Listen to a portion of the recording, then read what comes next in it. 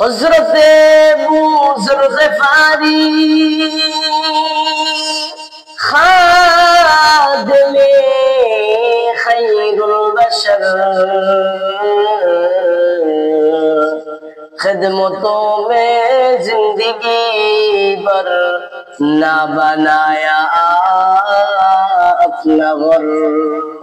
हजरते আবু যর গিফারি রাদিয়াল্লাহু তাআলা আনহু এমন এক সাহাবী ছিলেন, রাসূলের খাদেম ছিলেন। আবু যর রাদিয়াল্লাহু তাআলা আনহু রাসূলের কাছে থাকতেন। আল্লাহর রাসূলের কাছে থাকতে থাকতে জীবনটা উৎসর্গ করে দিলেন, জীবন শেষ করে দিলেন। রাসূলের কাছে থাকা অবস্থায় নিজের জিন্দেগির দিকে তাকান নাই।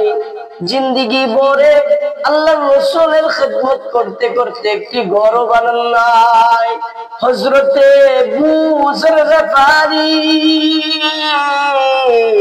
খাদেমে খায়রুল বাশর खिदमतों में जिंदगी भर ना बनाया अपना घर। जिंदगी भर रसूलेर खिदमत करते करते, जिंदगी भर रसूलेर सेवा करते करते जिंदगी पार করে দিলেন, কিন্তু একটি ঘর আবু যর রাদিয়াল্লাহু তাআলা বানানোর সময় পায় নাই। ও দুনিয়ার মানুষ, আমরা তো নবীকে পাই নাই, নবীকে পাই নাই। নবীকে যেহেতু পাই নাই, আমরা নবীর ওয়ারিসদেরকে পেয়েছি। নবীর ওয়ারিসদের সাথে ভালো আচরণ করতে হবে, ভালো ব্যবহার করতে হবে।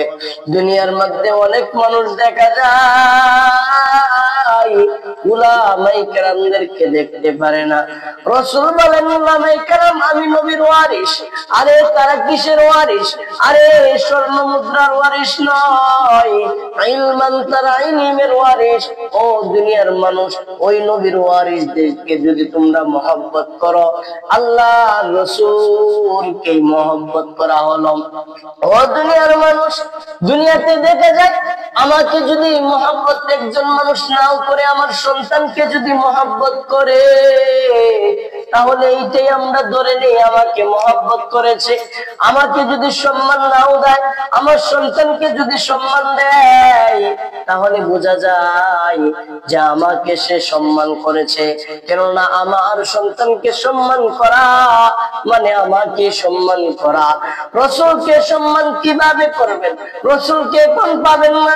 রাসূলের ইতিআত করতে হবে, অনুসরণ করতে হবে, সুন্নাত মতো চলতে হবে, উলামায়ে কেরামদেরকে মহব্বত করতে হবে, ভালোবাসতে হবে, তাহলে রাসূলের মহব্বত